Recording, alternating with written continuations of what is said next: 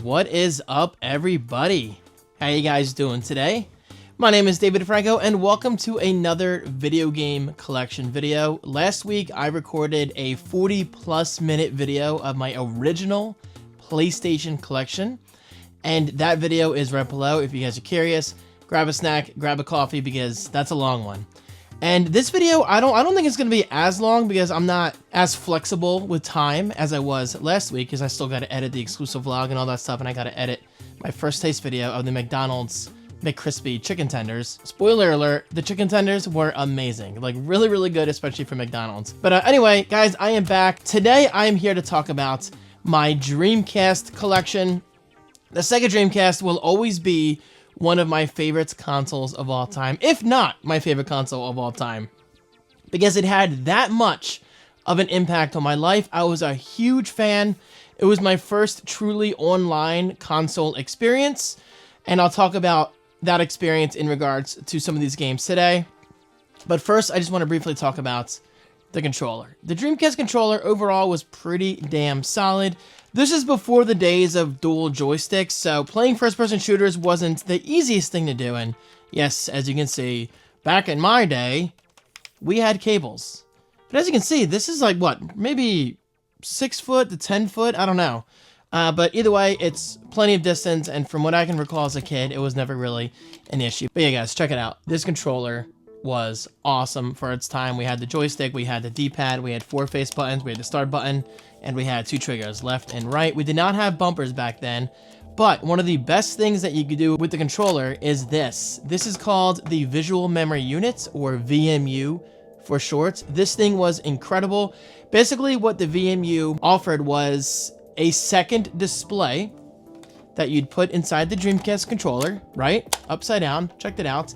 And for games like NFL 2K1, let's say you have your friend next to you playing. Well, guys, check this out. I could actually see play by play what plays that I want to do, but my friend next to me could not see it on the TV because it was private to me thanks to the innovation of the Visual Memory Unit. This thing was incredible, and of course, you could take it out of the actual controller and use it on its own. Check it out, guys. It's got a D-pad, it's got a couple face buttons, and you could actually raise and take care of Chayos, I've always called them Chayos, you know, from games like Sonic Adventure. So kind of like a Tamagotchi, not as interesting as a Tamagotchi, but hey, and considering that the VMU gave you an experience outside of your living room, I think that was incredible, guys. And guys, it still is incredible. It's really, really cool. And I have a jumper pack. I think they call them jumper packs. Oh my God, this thing is really wedged in there. From the brand name Performance. Now, of course, Sega made their own. Think like the N64 Rumble Pack, but not N64. Instead, for Dreamcast. Because back then, we didn't have Rumble built in to our controllers. So anyway, there you go. There's a quick breakdown of the Dreamcast controller, the VMU, and the Jump Pack, or whatever they called them back then. Okay, the real reason you guys are here, let's talk about the games, because a console could be amazing, a controller could be amazing, but without amazing games, you got nothing except the big old paperweight. But I am happy to say the Dreamcast, like I said before, is and will always be a favorite console of mine. So first up is my Utopia boot CD. Back then, and still to this day, it was really easy, and still is easy, to bootleg and play Dreamcast games. I don't encourage that kind of behavior, but younger David was pretty curious. But nowadays, I'm much more into actual legitimate experiences. I had a Game Shark CDX. Speaking of legitimate experiences, that's a really bad segue.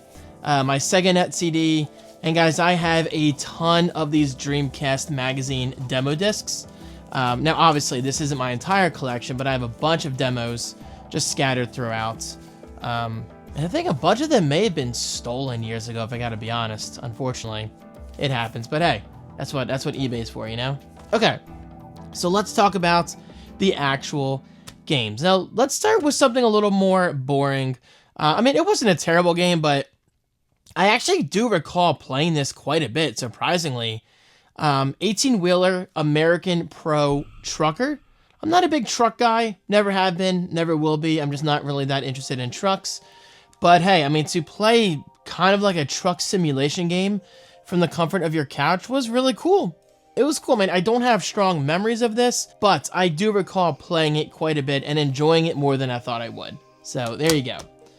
Rippin' Riders. Now, this game I don't recall playing too much because I was always more of an SSX and Cool Borders kind of guy. But Rippin' Riders was kind of, I guess it was made by Sega, right? Yeah. I mean, on the back we have Bonfire and Salomon. I'm not sure what that is. Maybe brand names related to snowboarding. Anyway, this is a pretty cool attempt from these developers. And according to the back, check it out. Silky smooth graphics at 60 frames per second. So hey, guys, I'm just saying, the Dreamcast was a powerhouse for its time. So to have 60 frames per second is definitely a big deal. Okay, Mortal Kombat Gold. I have always been a huge fan of Mortal Kombat. I'm ashamed to say I still have not played Mortal Kombat 1, you know, the reboots of Mortal Kombat. However, with that said, I have played the original Mortal Kombat games, pretty much all of them. But I've kind of taken a break from Mortal Kombat. I just kind of lost interest over the years. But as a kid and growing up in my teenage years, I was absolutely obsessed with Mortal Kombat Gold. Now, what was special about this one? Okay, so it says here, Mortal Kombat Gold is packed with the codes, secret characters, and other tantalizing hidden features that only Mortal Kombat can offer. 20 fighters, including classics like Kitana, Mileena, Cyrax, Kung Lao, and Baraka. Enter the world and immerse yourself, blah, blah, blah. 13 interactive fighting arenas. Cool. So, like, it wasn't the biggest Mortal Kombat game, but to have Mortal Kombat with the beautiful graphics of what the Dreamcast could offer at the time, hey, it was enough for me. Crazy Taxi! Yo, I think everybody and their uncle has heard of Crazy Taxi, right? Like, Crazy Taxi was so much fun. It was the arcade game, but in the comforts of your living room. Now, I'm not gonna lie to you guys. I'm not gonna pretend and say, like, you know, Crazy Taxi was a game changer. I mean, it was really cool, you know, to bring the arcade experience home. But, realistically speaking, I recall thinking this, and I feel the same way today. Crazy Taxi, for me personally, is fun for, what, maybe an hour max? Because after a while, you're like, what am I doing with my time? I'm just going from point A to point B, dropping people off. Yeah, it's fun, but in my opinion, it doesn't really hold your attention for too long. But with that said, I'm honored to have the original Crazy Taxi. And I did have Crazy Taxi 2, which didn't mean nearly as much to me as Crazy Taxi 1 did. And well, I sold Crazy Taxi 2 on eBay. No regrets, but maybe a tiny regret now that I'm having all these games together. But guys, I could always buy it again on eBay if I really wanted that badly. Okay, I could literally create an entire video about this next game. Phantasy Star Online. I'm pretty sure you guys have heard me talk about this in past videos, but Phantasy Star Online will always be one of my favorite games of all time. It says 2 discs, but there's only 1 in here. I'm not sure what the other one is. Maybe it's in my Dreamcast. I doubt it, but you never know. Anyway, guys. Wait, was it 2 discs? Because the disc does not say disc 1. Maybe the second disc was like some kind of Sega Net disc. I'm not totally sure. But either way, guys, Phantasy Star Online will always be a favorite MMO game to me, like MMO RPG, massively multiplayer online role-playing game, because it was my first. Like, this was literally my first ever MMO experience. Looking back today, it wasn't that in-depth. I mean, it's not nearly as in-depth as World of Warcraft or any MMO for that matter, but for its time, to have an MMO experience on a home console like the Dreamcast was an absolute game changer. Guys, let me tell you right now, like, I'm not exaggerating. This is one of my favorite gaming memories out of any console to ever exist on this planet we call Earth. Like, this was incredible. It was so much fun. The music's amazing. The combat was fun. It was so addicting. And I'll never forget, back then we had, like, the honesty system. Like, you know, when it comes to trading, person A drops her item on the ground. Person B drops the item on the ground. And you just hope you guys will trade, you know, ethically. But I'll never forget, once I convinced this guy or this kid or whatever to drop a rare item, I took that shit and ran. And to this day, I still feel bad. I mean, it was bound to happen at some point. It's just what we did in Phantasy Star Online. But eventually, I think I recall hackers taking over the community, and unfortunately, hackers quite literally ruined this game for a lot of people. I mean, I have these very vague memories of these characters, like, zipping across the world and everything, which obviously wasn't, you know, legal per the game's terms. But hackers aside, guys, Phantasy Star Online is absolutely incredible. And no, the newer Phantasy Star Online does not even compare. D2. Never finished this game, but I'm honored to have it. I think this is the rarest Dreamcast game I own. I'm pretty sure this game's worth like a couple $100. This game blew my mind for its time. It was so violent.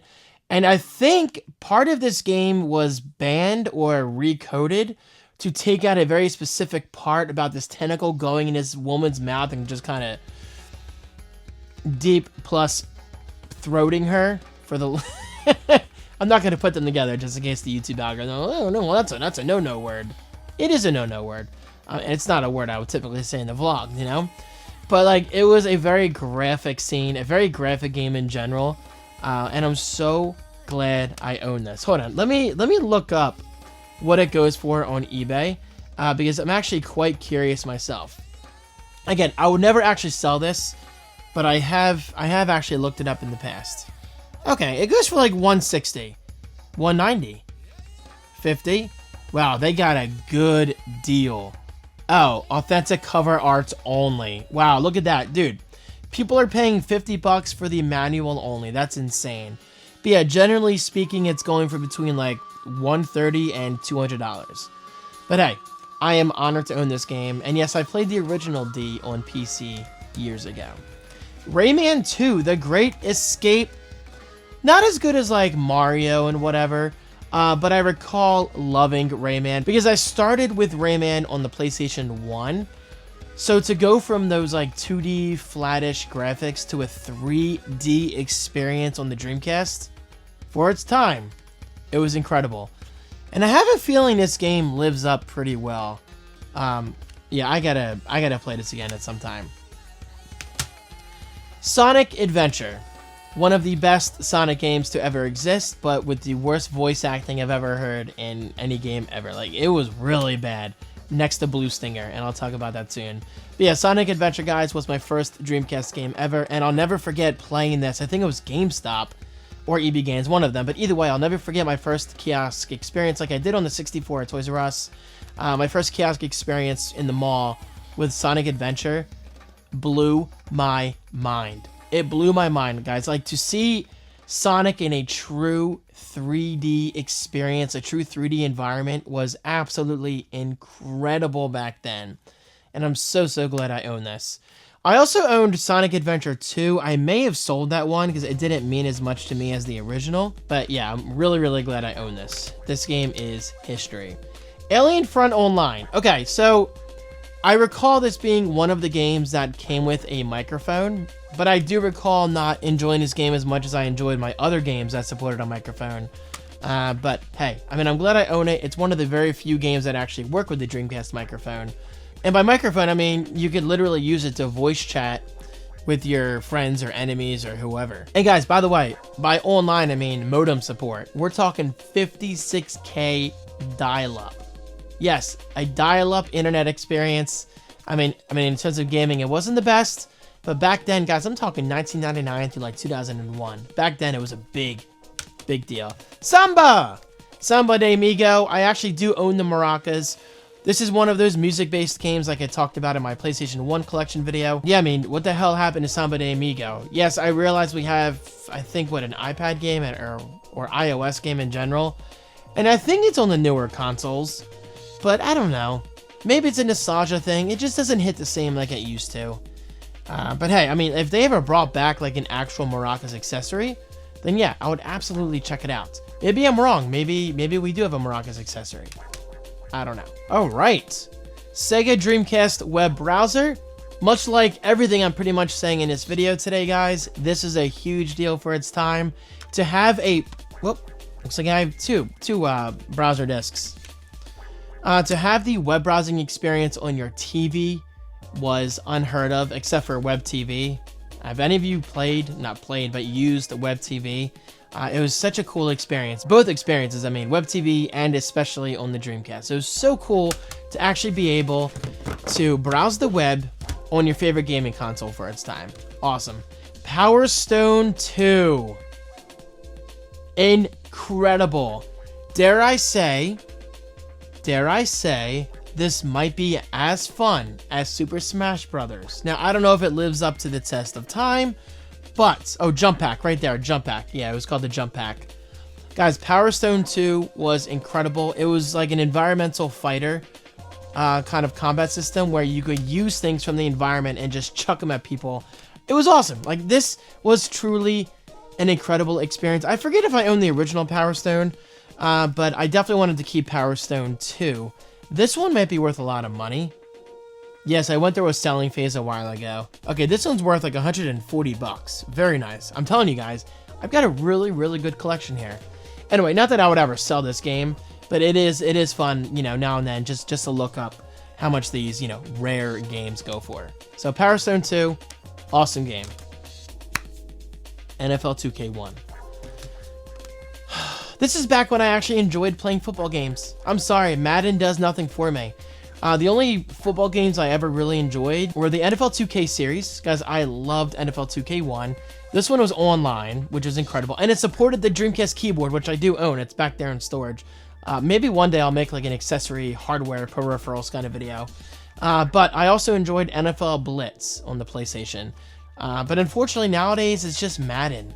It's either Madden or nothing at all, unfortunately. Now I realize we've got college football back, but that's not a big deal to me. God, I miss the days of NFL 2K. I really wish Sega would just come back out and just say, look, we're going to give you the Sega sports games all over again. This was incredible. Guys, I'll never forget, one day my dad, I think he went off to Toys R Us or somewhere, and I was sitting at home playing NFL 2K1 online on my 56K modem at the time. And guys, oh no, that's right. It was my dad and myself. We were actually playing video games together, and my mom was out, and I think she went to Toys R Us or somewhere, and she came back, and we were hoping she could find it. She brought home the Dreamcast keyboard.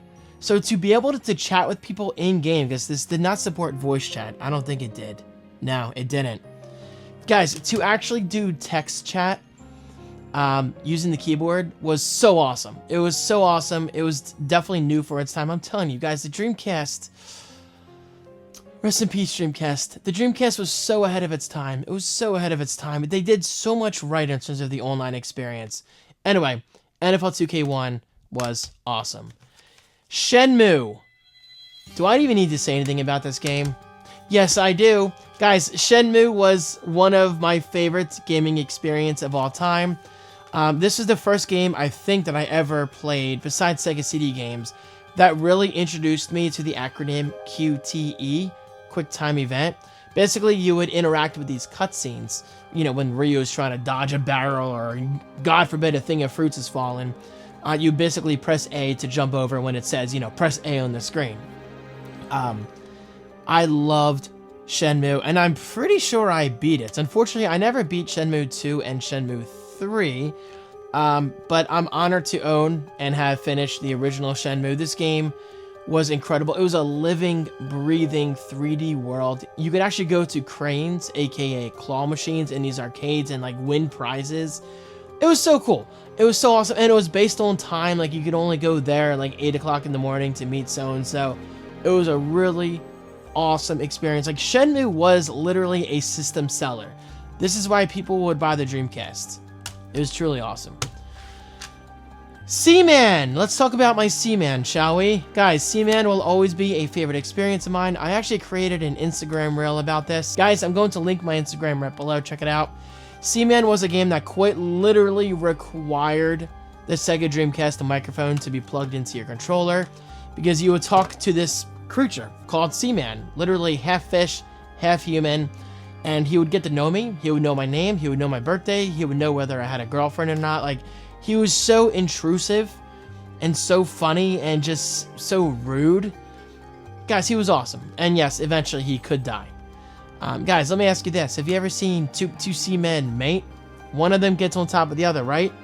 Then the other one just dies off. It's a fact of life, baby. It's a fact of life. Seaman was awesome. Toy Commander. This game was really cool. Think Toy Story, but violent. You're just using these planes and choppers and helicopters and everything to take out other toys within like a confined environment, like my basement, my bedroom, or whatever. Obviously not my house, but I'm saying like it was rooms and everything. It was just so cool. And on the back here, it says you could choose from 35 different vehicles. I don't remember that many vehicles, but hey, if it says it, it must be true. So, Toy Commander. Unfortunately, it was not online. There may have been a Toy Commander 2, I'm not sure. Tokyo Extreme Racer. This is like one of those racers that I recall playing enough to the point where I liked it, but I didn't like it as much as I liked, you know, Mario Kart or Gran Turismo. But for its time, this game was awesome. And guys, even on the back here, from Game Fan Online, it says graphically, this game is better than any console racer to date. Period. This game, from what I can remember, was absolutely beautiful, guys. Tokyo Extreme Racer. Vigilante 8 Second Offense. I have a memory of obsessively reading the manual on my way home, and we stopped at a pizza restaurant. And back then, that's what we did as kids, guys. Like, in the car, we wouldn't go on our iPhones because we didn't have phones back then. We would literally just read the manual and see what we could expect when we finally get home. Because that's what we did as children. Like, that was our excitement between the mall and getting home. And I'll never forget, we actually stopped at this pizza restaurant, and I took this game in there with me just so I could look at the manual and look at the back of the case. Oh, and by the way, Vigilante 8 Second Offense was kind of like Twisted Metal, but on the Dreamcast. So it was cool. It wasn't as good as Twisted Metal in my opinion, but like I said in my last collection video, I was always a big fan of like vehicle carnage, and this, well, it wet my whistle, as people like to say. What a weird saying. The House of the Dead 2. Man, awesome arcade experience, but at home. I can't say it enough. Guys, I'm going to do back-to-back here. Hydro Thunder and House of the Dead 2. So, across from Ruby Tuesday in our mall, the Deptford Mall, was our arcade. I think it was called Recess or something like that. So basically, we would order our food, you know, at Ruby Tuesday. Mom and Dad would wait there. Corset and I would cross the mall, literally right across from Ruby Tuesday, and just play games in the arcade. And back then, I'll never forget, like, wanting these experiences from the arcade, but at home. House of the Dead 2 and Hydro Thunder. These were two arcade games that I was absolutely obsessed with as a kid, as a teenager, whatever you want to say.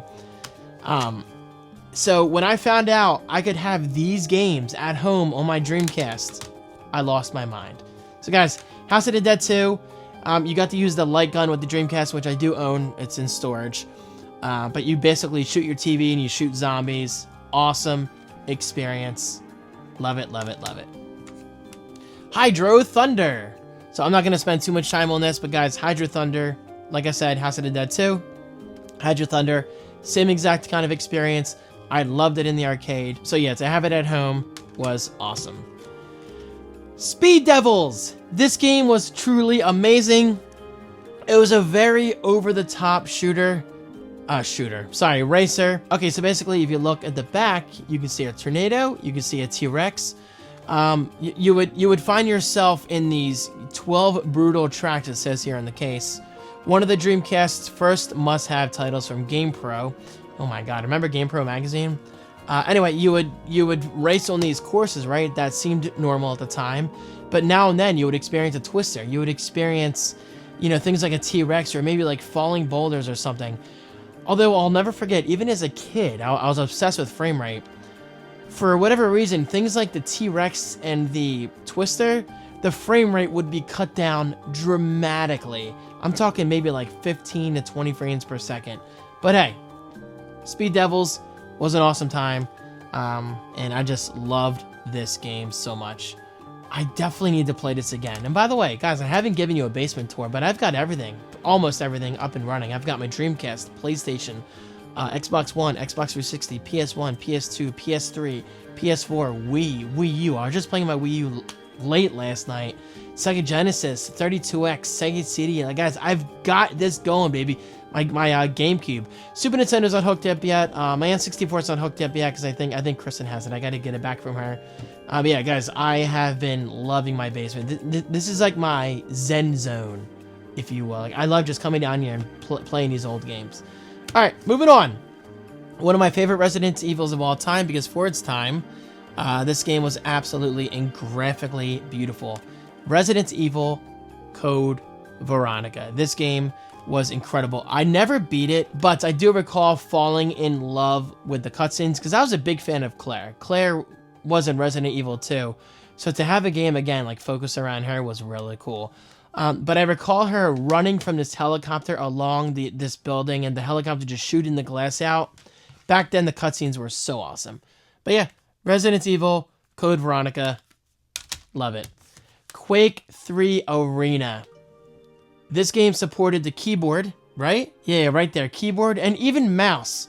I don't recall having a mouse on the Dreamcast, but I definitely recall using the keyboard. And of course, you could use the controller as well.